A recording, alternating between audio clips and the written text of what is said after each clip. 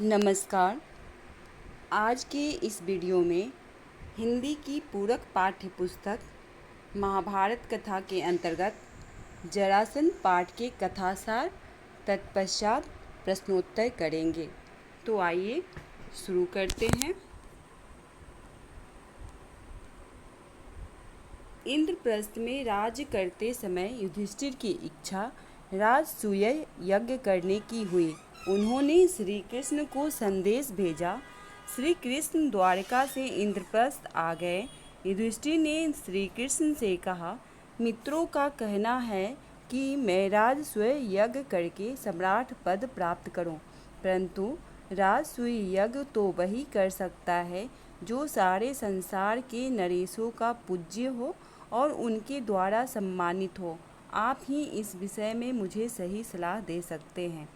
तो यहाँ इंद्रप्रस्थ में जब युधिष्ठिर राज्य कर रहे होते हैं तो उनकी इच्छा होती है कि वह राजसूय यज्ञ करे। राजसूय यज्ञ सम्राट बनने की अभिलाषा से किया जाने वाला यज्ञ होता है। तो उन्होंने इसके लिए श्री कृष्ण को संदेशा भेजा और श्री कृष्ण उनके संदेशा को पाकर द्वारिका से इंद्रप्रस्थ आ गए। युधिष्ठिर ने जब श्री कृष्ण से कहा कि मित्रों का कहना है कि मैं राजसूय यज्ञ करके सम्राट पद प्राप्त कर सकता हूँ या कर लूँ, परंतु राजसूय यज्ञ तो वही कर सकता है जो सारे संसार के नरेशों का पूज्य हो, तो उनके द्वारा सम्मानित हो। इस पर श्री कृष्ण से उन्होंने सलाह मांगी।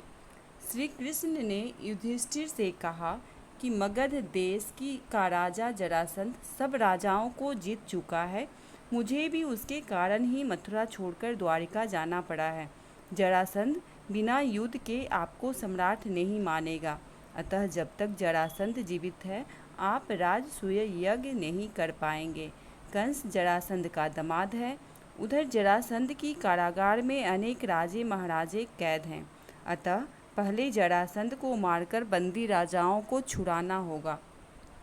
तो जो श्री कृष्ण है यह युधिष्ठिर को सलाह देते हैं कि यहाँ पे सभी राजाओं से तो कोई खतरा नहीं है, परंतु जो मगध देश का राजा जरासंध है वह सभी राजाओं को जीत चुका है और जरासंध ने अपने कारागार में सारे राजा महाराजा को कैद करके रखा है बंदी के रूप में।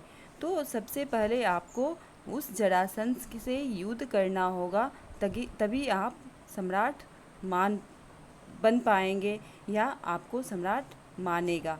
तो इसके लिए क्या करना है, आपको जरासंध को मारना होगा, क्योंकि जब तक जरासंध जीवित होगा राजसूय यज्ञ आप नहीं कर पाएंगे। उसके कारण ही मैं मथुरा छोड़कर द्वारिका चला गया हूँ। तो इसलिए आपको उससे युद्ध करना होगा और उसको पहले पराजित करना होगा। और जरासंध जो है वह कंस का दामाद भी है, इसलिए वह बहुत ही शक्तिशाली राजाओं में गिना जाता है या शक्तिशाली राजा है। तो इस तरह की सलाह जो है श्री कृष्ण युधिष्ठिर को देते हैं। श्री कृष्ण के विचार सुनकर युधिष्ठिर सम्राट बनने का विचार छोड़ने की बात करने लगा। तब भीमसेन ने युधिष्ठिर से कहा, श्री कृष्ण की नीति कुशलता, मेरा शारीरिक बल और अर्जुन का शौर्य एक साथ मिल जाने पर कौन सा ऐसा काम है जो हम नहीं कर सकते। यदि हम तीनों एक साथ चल पड़े तो जरासंध की शक्ति को चूर करके ही लौटेंगे। आप इस बात की शंका न करें। यह सुनकर श्री कृष्ण ने कहा, यदि भीम और अर्जुन सहमत हो तो हम तीनों एक साथ जाकर उस अन्याय की जेल में पड़े हुए निर्दोष राजाओं को छुड़ा सकेंगे। परंतु युधिष्ठिर को यह बात न जची। उन्होंने कहा, मैं तो कहूँगा कि जिस कार्य में प्राणों पर वन आने की संभावना हो उसके विचार तक को छोड़ देना ही उचित होगा या अच्छा होगा। तो जब श्री कृष्ण युधिष्ठिर से सलाह करते हैं, उनको सलाह देते हैं, तो युधिष्ठिर के विचार सुनकर कि जरासंध से युद्ध करना होगा और वह बहुत ही प्रतापी राजा है, वो बहुत ही शक्तिशाली राजा है, तो युधिष्ठिर जो है वह सम्राट बनने का विचार छोड़ने की बात करने लगते हैं। इस पर भीमसेन युधिष्ठिर से कहते हैं कि जो श्री कृष्ण है वह नीति कुशल हैं और उनकी नीति कुशलता, मेरा शारीरिक बल और अर्जुन का शौर्य अगर एक साथ मिल जाए तो कोई भी ऐसा काम नहीं है जो हम नहीं कर सकते। तो हम तीनों एक साथ चल पड़ें तो जरासंध की शक्ति को हम चूर कर सकते हैं और आप इस बात की शंका न करें। यह सुनकर श्री कृष्ण ने कहा कि अगर अर्जुन और भीम सहमत हो तो हम तीनों एक साथ जाकर उस अन्यायी की जेल में जो जितने भी निर्दोष राजा हैं उन्हें हम छुड़ा सकेंगे, क्योंकि जो जरासंध है सभी निर्दोष राजाओं को बंदी बनाकर कारागार में डाल रखा है, कारागार में कैद करके रखा है। तो सबसे पहले उन निर्दोष राजाओं को छुड़ाना होगा।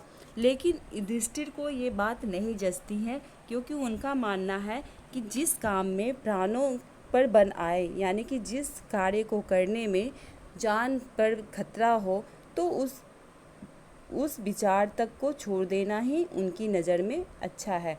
और वह इसलिए इस विचार से कि हमें सम्राट बनना है, इस विचार को वह छोड़ने की बात करने लगते हैं। यह सुनकर वीर अर्जुन बोल उठा, यदि हम यशस्वी भरतवंश की संतान होकर भी कोई साहस का काम न करे तो धिक्कार है हमें और हमारे जीवन को। जिस काम को करने की हमें सामर्थ्य है, भाई युधिष्ठिर क्यों समझते हैं कि उसे हम ना कर सकेंगे। तो युधिष्ठिर की इस बात को सुनकर कि जिस कार्य में प्राणों पर बन आए वैसे कार्य का विचार ही हमारे मन में छोड़ देना चाहिए। तो जो अर्जुन है वह बहुत वीर है और वह बोलते हैं कि हम लोग जो हैं भरत वंश की संतान हैं, जहाँ जो यशस्वी हैं और हमें साहस की भी कोई कमी नहीं है। तो जब हम कोई साहस का काम ही ना करें तो धिक्कार है ऐसी ज़िंदगी पर, धिक्कार है हम पर। तो हमें अगर हमारे अंदर सामर्थ्य है, कुछ करने की शक्ति है, तो भाई युधिष्ठिर क्यों समझते हैं कि हम इसे नहीं कर सकेंगे।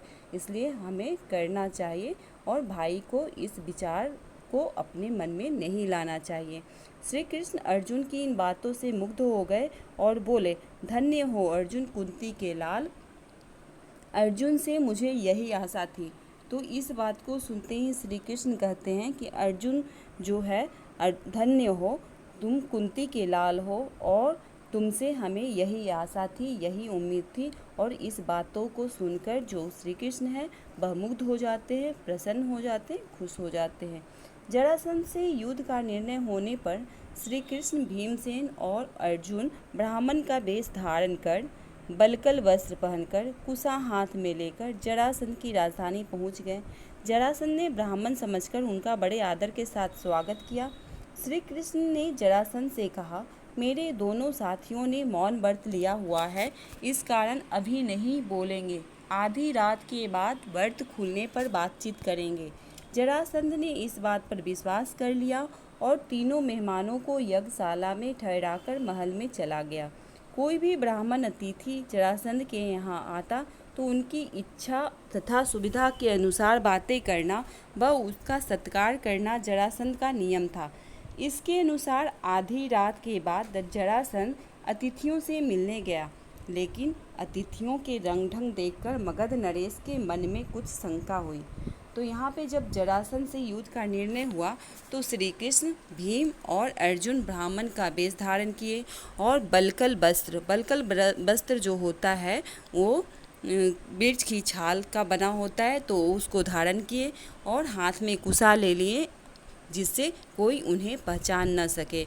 और इस वेश में वह जरासंध की राजधानी पहुंचते हैं और जो जरासंध है वो उन्हें ब्राह्मण समझ जाते हैं और ब्राह्मण समझकर उनका बड़े आदर के साथ स्वागत करते हैं और उन्हें कहते हैं, जो श्री कृष्ण है वह जरासंध से कहते हैं कि हम लोगों में से जो दोनों साथी हैं वह मौन व्रत लिए हुए हैं, इस कारण वह अभी कुछ नहीं बोलेंगे और आधी रात के बाद व्रत खुलने पर ही वे बातचीत करेंगे।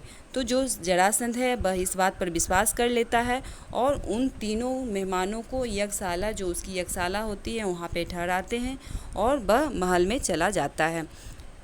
जो जरासंध है वह ब्राह्मण अतिथि का सत्कार बहुत ही आदर के साथ करता है और कोई भी ब्राह्मण अतिथि अगर जरासंध के यहाँ आता है तो उसकी इच्छा और सुविधा के अनुसार वे बातें करता है और उनका सत्कार भी करता है, क्योंकि यह जरासंध का नियम था। इसके अनुसार आधी रात को जरासंध उन अतिथियों से मिलने गया।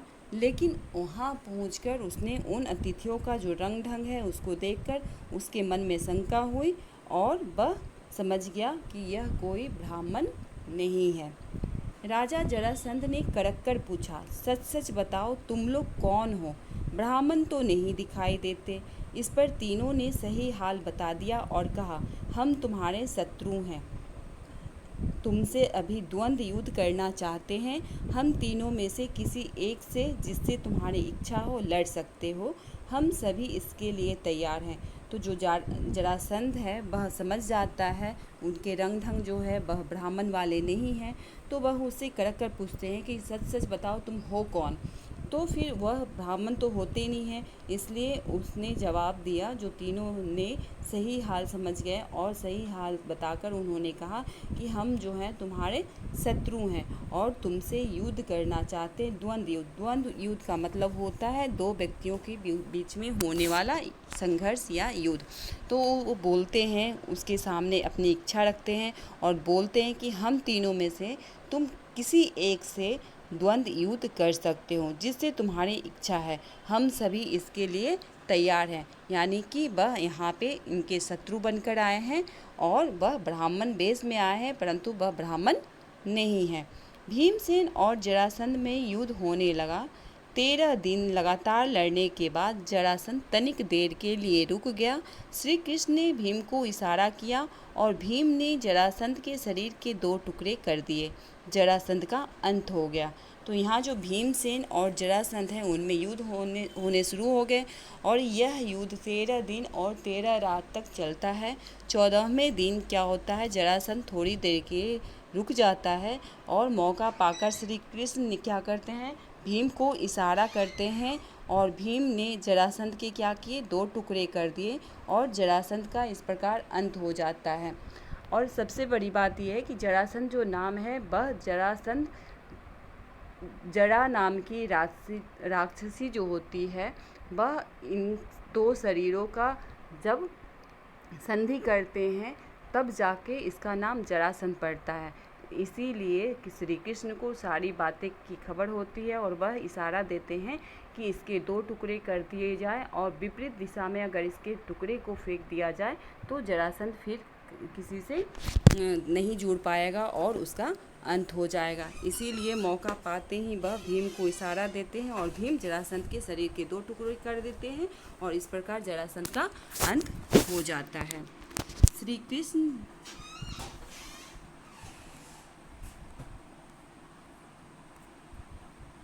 कृष्ण और दोनों पांडवों ने बंदी राजाओं को छुड़ा लिया और जरासंध के पुत्र सहदेव को राजगद्दी सौंपकर इंद्रप्रस्थ लौट आए। इसके बाद राजसूय यज्ञ हुआ। आए हुए राजाओं में सबसे पहले किसकी पूजा हो के प्रश्न पर भीष्म ने श्री कृष्ण का नाम सुझाया। युधिष्ठिर के आदेश पर सहदेव ने विधि पूर्वक श्री कृष्ण की पूजा की। इस पर चेदी नरेश बिगड़ उठा और बोला, यह अन्याय की बात है कि एक मामूली से व्यक्ति को इस प्रकार गौरवान्वित किया जाता है। तो यहाँ श्री कृष्ण और दोनों पांडवों ने जो बंदी राजाओं थे उनको छुड़ा लिया, क्योंकि अब तो जरासंध का अंत हो गया और जरासंध ने बहुत सारे निर्दोष राजाओं को अपने कारागार में कैदी बनाकर रखा हुआ था। तो उन्होंने निर्दोष राजाओं को सबसे पहले छुड़ाया और जो जरासंध के पुत्र हैं सहदेव, उनको राजगद्दी सौंपकर वे इंद्रप्रस्थ को लौट आए। और इसके बाद जो राजसूय यज्ञ हुआ वह शुरू हुआ और इसमें जितने भी राजा पधारे थे उसमें सबसे पहले किसकी पूजा की जाए, सबसे अग्र पूजा यानी कि सबसे आगे किसकी पूजा की जाए, इसके प्रश्न पर भीष्म जो हैं, भीष्म पितामह हैं, वह श्री कृष्ण का नाम देते हैं, उनका नाम सुझाते हैं और युधिष्ठिर इस आदेश पर सहदेव से विधिवत श्री कृष्ण की पूजा करने को कहते हैं। इस पर जो चेदी नरेश है वह बिगड़ उठता है और बोलता है, यह अन्याय की बात है। यहाँ पे चेदी नरेश शिशुपाल है और वह इसे अन्याय की बात कहता है और उसके नज़र में श्री कृष्ण एक मामूली सी व्यक्ति हैं जिसको गौरवान्वित किया जाता है और वह बोलता है कि यह अन्याय की बात है, एक मामूली से व्यक्ति को इस प्रकार गौरवान्वित किया जा रहा है। शिशुपाल ने उपस्थित राजाओं से कहा, उपस्थित राजागण, जिस दुरात्मा ने कुचक्र रचकर वीर जरासंध को मरवा डाला, उसी की युधिष्ठिर ने अग्र पूजा की है। इसके बाद उसे हम धर्मात्मा कैसे कह सकते हैं? उनमें हमारा विश्वास नहीं रहा। तो जो शिशुपाल है वह जरासंध के वध से या जरासंध की मृत्यु से बहुत ही खिन्न रहता है, बहुत दुखी रहता है। और वहाँ पे जितने भी उपस्थित राजा होते हैं, जितने भी उपस्थित राजागण होते हैं, उनको वह क्या करता है, उनको वह भड़काने की कोशिश करता है और उनसे वह बोलता है कि ये जो कृष्ण है वह कुचक्र रचता है, यह दुरात्मा है और इसी की वजह से वीर जरासंध को मारा गया है। तो इसी जो कृष्ण है उसी की अग्र पूजा की जा रही है। तो युधिष्ठिर ने सबसे पहले इसकी अग्र पूजा की, इसके बाद उसे हम धर्मात्मा कैसे कह सकते हैं? उनमें हमारा विश्वास नहीं रहा, क्योंकि यहाँ पे जो सभी राजा पधारे थे वह युधिष्ठिर की जो राजसूय यज्ञ था उसके लिए उपस्थित हुए थे, इसलिए वह युधिष्ठिर को धर्मात्मा कहने से भी मना करते हों, क्योंकि युधिष्ठिर जो है भीष्म के आदेशानुसार श्री कृष्ण की अग्र पूजा करते हैं, जिससे वह चेदी नरेश शिशुपाल जो है वह खिन्न हो जाता है, दुखी हो जाता है और वह इस तरह से उपस्थित राजाओं को संबोधित करता है और वह उसे भड़काने की या उसे उस राजसूय यज्ञ से जाने की बात करता है। शिशुपाल और कुछ दूसरे राजा सभा से निकल गए। युधिष्ठिर ने अनुनय विनय करके राजाओं को मनाया, किंतु शिशुपाल नहीं माना, बस श्री कृष्ण के विरोध ही बोलता रहा। अतः दोनों में युद्ध हुआ और शिशुपाल श्री कृष्ण के हाथों मारा गया। तो जो शिशुपाल है, शिशुपाल और कुछ दूसरे राजा जो वहाँ पे उपस्थित थे वो क्या होते हैं, वहाँ उस सभा से निकल जाते हैं और युधिष्ठिर बहुत ही अनुनय विनय करता है, बहुत ही प्रार्थना करता है कि आप यहाँ रुक जाएं, परंतु कुछ राजा तो मान जाते हैं लेकिन शिशुपाल नहीं मानता और वह उस सभा से निकल जाता है और बस श्री कृष्ण के विरुद्ध ही बोलता रहता है। इस पर दोनों के बीच में युद्ध हुआ और श्री कृष्ण जो है वह शिशुपाल की हत्या कर देते, उनको मार देते हैं। तो जो शिशुपाल है वो श्री कृष्ण के हाथों मारा जाता है और इस तरह शिशुपाल का भी अंत हो जाता है। आइए इसके शब्दार्थ देखते हैं। राजसूय यज्ञ, सम्राट बनने की अभिलाषा से किया जाने वाला यज्ञ। संदेश, सूचना, तत्काल, तुरंत, पूज्य, सम्माननीय, नासमझ, अज्ञानी, दुर्ग, किला, बगैर, बिना, अजय, जिसे कोई न जीत सके, आकांक्षा, अभिलाषा या इच्छा, बलकल, वृक्ष की छाल, कुशा, एक प्रकार की वनस्पति, कुलीन, अच्छे कुल में उत्पन्न, अतिथि, मेहमान, द्वंद्व युद्ध, दो व्यक्तियों में होने वाला संघर्ष, अभ्यागत, मेहमान या निमंत्रण पाकर आया व्यक्ति, अग्र पूजा, सर्वप्रथम सम्मानित होने वाला या सबसे पहले पूजा किए जाने योग्य, गौरवान्वित, गौरव से युक्त, दुरात्मा, दुष्ट, कुचक्र, षड्यंत्र, शब्दवान, कटुक्ति या कठोर वचन, अनुनय विनय, विनय प्रार्थना या विनम्र प्रार्थना, राजाधिराज, राजाओं का भी स्वामी। आइए प्रश्नोत्तर करते हैं। पहला प्रश्न, राजसूय यज्ञ के विषय में युधिष्ठिर ने श्री कृष्ण से क्या कहा? तो राजसूय यज्ञ के विषय में युधिष्ठिर ने श्री कृष्ण से कहा, मित्रों का कहना है कि मैं राजसूय यज्ञ करके सम्राट पद प्राप्त करूं, परंतु राजसूय यज्ञ तो वही कर सकता है जो सारे संसार के नरेशों का पूज्य हो और उनके द्वारा सम्मानित हो। आप ही इस विषय में मुझे सही सलाह दे सकते हैं। श्री कृष्ण ने राजसूय यज्ञ के विषय में युधिष्ठिर को क्या उत्तर दिया? तो श्री कृष्ण ने कहा, मगध देश का शासक जरासंध बहुत शक्तिशाली है, उससे पराजित होकर हमें भी मथुरा छोड़कर द्वारका जाना पड़ा है। अनेक राजा जरासंध के बंदी गृह में बंद हैं, जब तक उसको नहीं मारा जाएगा तब तक राजसूय यज्ञ संभव नहीं है। जरासंध के विषय में भीम का क्या दृष्टिकोण था? जरासंध के विषय में भीम का क्या दृष्टिकोण था?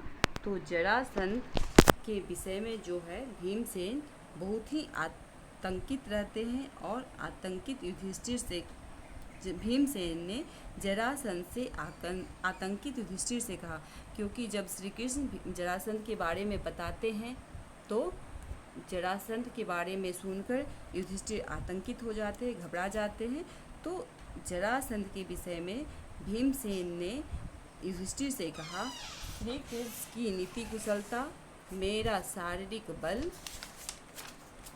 और अर्जुन का शौर्य एक साथ मिल जाने पर कौन सा ऐसा काम है जो हम नहीं कर सकते। यदि हम तीनों एक साथ चल पड़े तो जरासंध की शक्ति को चूर करके ही लौटेंगे, आप इस बात की शंका ना करें। तो भीमसेन यह बात युधिष्ठिर से कहते हैं। युधिष्ठिर ने राजसूय यज्ञ का इरादा क्यों छोड़ना चाहा? जब युधिष्ठिर को कृष्ण, भीम व अर्जुन की बातों से यह अंदेशा होने लगा कि राजसूय यज्ञ करने के लिए कई लोगों के प्राणों पर बन आएगी, तो उन्होंने इस इरादे को त्याग देना ही श्रेष्ठकर समझा। अगला प्रश्न, युधिष्ठिर की अनिच्छा को देखते हुए अर्जुन ने क्या कहा? तो युधिष्ठिर ने जब राजसूय यज्ञ का विचार छोड़ने की बात कही तो युधिष्ठिर की अनिच्छा को देखते हुए अर्जुन ने कहा, यदि हम यशस्वी भारत वंश की संतान होकर भी कोई साहस का काम न करें तो धिक्कार है हमें और हमारे जीवन को। जिस काम को करने की हम में सामर्थ्य है, भाई युधिष्ठिर क्यों समझते हैं कि उसे हम न कर सकेंगे? तो युधिष्ठिर की अनिच्छा को देखते हुए अर्जुन ने ये बात उनसे कहा। आइए अगला प्रश्न देखते हैं। अगला प्रश्न है, अर्जुन के उद्गार सुनने के बाद श्री कृष्ण ने क्या कहा? तो अर्जुन के उद्गार सुनने के बाद श्री कृष्ण ने कहा, धन्य हो अर्जुन, कुंती के लाल अर्जुन से मुझे यही आशा थी। और अर्जुन की इन बातों से श्री कृष्ण मुग्ध हो गए। आइए अगला प्रश्न देखते हैं। अगला प्रश्न है, जरासंध के यहाँ श्री कृष्ण, भीम व अर्जुन किस रूप में गए थे? तो आइए इसके उत्तर देखते हैं। जरासंध के यहाँ श्री कृष्ण, भीम व अर्जुन ब्राह्मण के रूप में बलकल पहने, हाथ में कुशा लिए एवं वर्ती का वेश धारण करके गए थे। अगला प्रश्न, भीमसेन और जरासंध में कितने समय तक युद्ध होता रहा? भीमसेन और जरासंध में कितने समय तक युद्ध होता रहा? तो भीमसेन और जरासंध में 13 दिन और 13 रात तक युद्ध होता रहा। 14वें दिन जरासंध थककर जरा देर को रुक गया। इस पर मौका देखकर श्री कृष्ण ने भीम को इशारे से समझाया और भीमसेन ने फौरन जरासंध को उठाकर चारों ओर घुमाया और जमीन पर जोर से पटक दिया, जिससे जरासंध का अंत हो गया। आइए अगला प्रश्न देखते हैं। अगला प्रश्न है, श्री कृष्ण की अग्र पूजा की सलाह किसने दी थी? पितामह भीष्म ने युधिष्ठिर को सलाह दी थी कि द्वारिकाधीश श्री कृष्ण की पूजा पहले की जाए। इसके उत्तर इस प्रकार भी लिख सकते हैं, श्री कृष्ण की अग्र पूजा की सलाह पितामह भीष्म ने युधिष्ठिर को दी थी। अगला प्रश्न, श्री कृष्ण के विरुद्ध शिशुपाल ने क्या आरोप लगाए? तो शिशुपाल ने कहा, यह अन्याय की बात है कि एक मामूली से व्यक्ति को इस प्रकार गौरवान्वित किया जाता है। शिशुपाल का दूसरा आरोप था कि श्री कृष्ण ने कुचक्र रचकर जरासंध को मरवाया है। तो इस आरोप को श्री कृष्ण के विरुद्ध लगाया जाता है शिशुपाल के द्वारा। शिशुपाल की मृत्यु किसके हाथों हुई और क्यों? तो शिशुपाल की मृत्यु श्री कृष्ण के हाथों हुई, क्योंकि वह निरंतर श्री कृष्ण के विरुद्ध बोलता जा रहा था। वह नहीं चाहता था कि युधिष्ठिर राजसूय यज्ञ हेतु श्री कृष्ण की अग्र पूजा करे, और इसी बात को लेकर शिशुपाल युधिष्ठिर से नाराज था, खिन्न था। तो आज के लिए बस इतना ही। धन्यवाद।